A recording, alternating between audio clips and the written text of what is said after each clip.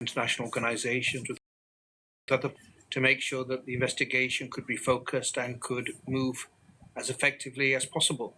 International law is not as weak as some may think. Mr. Duterte is presumed innocent.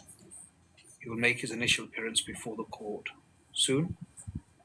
And the focus of the office is on the judicial proceedings, on proving his case before the judges of the International Criminal Court. Well, the arrest of the former president of the Philippines, Mr. Rodrigo Roa Duterte, is an important moment. The office has been investigating the situation in the Philippines for some time in relation to the so-called war on drugs. Last month, under the supervision of Deputy Prosecutor Manjay Niang, the team submitted a warrant application to the judges of the pre-trial chamber. The judges have issued that warrant and it's been executed. In issuing the warrant, the judges have found reasonable grounds to believe that Mr. Duterte has committed the crime of murder as the founder, as the head of the so-called Davao death squad, as the mayor of Davao City, and later as the president of the Philippines between 2011 and 2019. And I think it's important to show that the office has been working with communities, with states, with international organizations, with other partners to make sure that the investigation could be focused and could move as effectively as possible. And the fact that it's been executed is important to victims. It means a lot, I think, to victims. That's the feedback we've already received. And many say that international law is not as strong as we want, and I agree with that. As I also repeatedly emphasize, international law is not as weak as some may think. When we come together, when we work, when we build partnerships, the rule of law can prevail, warrants can be executed, and it's important to underline as we now start a new stage of proceedings that Mr. Duterte is presumed innocent. He will make his initial appearance before the court soon. The focus of the office is on the judicial proceedings, on proving his case for the judges of the International Criminal Court. Don't miss out. Log on to oneindia.com for more updates.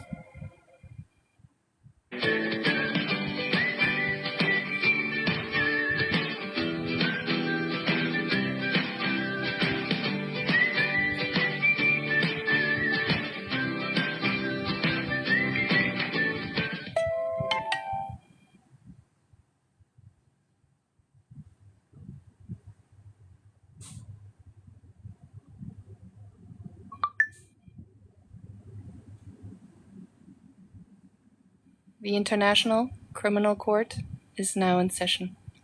L'audience de la Cour pénale internationale est ouverte.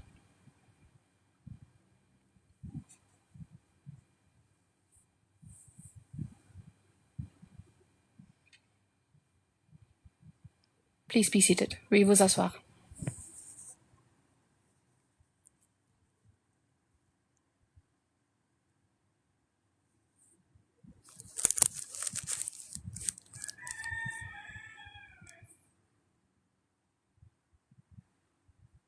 Est maintenant ouverte.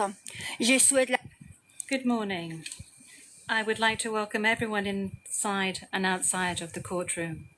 Now, before we start with today's initial appearance, I would like to remind you that the Chamber has authorized video recordings and the taking of photographs. Please go ahead.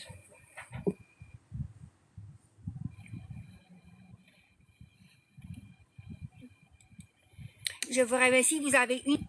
Thank you. You have 1 minute to take photographs and record videos.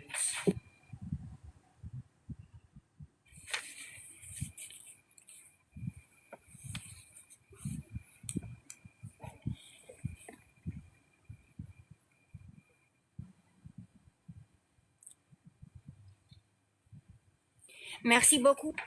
Thank you very much. Court officer, please, could you please call the case? Thank you, Madam President. Your Honours.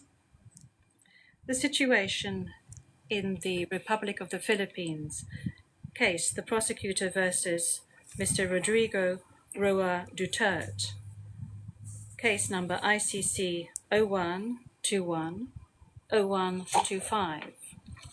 And we are in open session. Merci beaucoup. Thank you very much. I will now ask the parties to introduce themselves, starting with the Office of the Prosecutor. This first hearing. Today's hearing is neither the start of the trial, nor is it a confirmation of charges hearing. During today's hearing, no evidence will be collected or presented, and the issues of Mr. Duterte's guilt or innocence will therefore not be addressed. In accordance with Article 61 of the Rome Statute, the Court's founding treaty, and Rule 1211 of the Rules of Procedure and Evidence, the main purpose of this initial appearance is to answer 3 questions. Firstly, the Chamber must ensure that the person who was the subject of the arrest warrant has been informed of the crimes of which he is accused. Second, the Chamber must ensure that this person has been informed of his rights as recognized by the Rome Statute. Third, Chamber must set date on which it intends to hold a confirmation of charges hearing. The Chamber notes that your counsel, Mr. Duterte, filed 2 motions, one in relation with today's hearing, and you may be aware that these 2 motions have not been accepted by the Chamber because of the nature of today's hearing. No further discussion on the matter is necessary during this hearing because, as I said at an earlier stage, the aim of this hearing today is to introduce the parties and to ascertain the charges and to set a date for the confirmation of charges hearing at a later stage. With regard to the first point, I recall that Mr. Duterte has received a copy of the warrant for his arrest and that a redacted version of the prosecutor's application for the issuance of the warrant of arrest is public. I will now ask the court officer to read the charges against him. The charges will be read in English. Please, over to you, Madam Courtroom Officer. Thank you, Madam President. Your Honours. On 7 March 2025, Pre-Trial Chamber 1 concluded that there were reasonable grounds to believe that Mr. Duterte is criminally responsible pursuant to Article 25(3)(a) of the Rome Statute as an alleged indirect co-perpetrator for the crime against humanity of murder pursuant to Article 7(1)(a) of the statute as follows. A. Murder of at least 19 persons, allegedly drug pushers or thieves, killed by members of the Davao Death Squad in various locations in or around Davao City, Philippines between 2011 and 2016. B. Murder of at least 24 persons, allegedly criminals, such as drug pushers or thieves or drug users.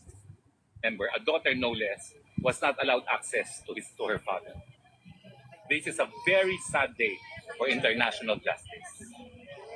Very sad day. Ang ninanais natin, madesisyon na issue ng conviction sa unang sa malalo mabilis na panahon, nang sa ganon siya makauwi na ng Pilipinas.